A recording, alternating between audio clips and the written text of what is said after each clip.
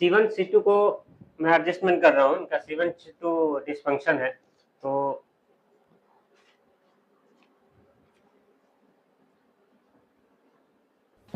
बस एक minute, C2 C3 को एडजस्टमेंट कर रहा हूँ। ठीक, आ जाइए। अभी जो दर्द हो रहा था आपको, रिलैक्स फील कर रहे हैं, रिलैक्स हो रहा है।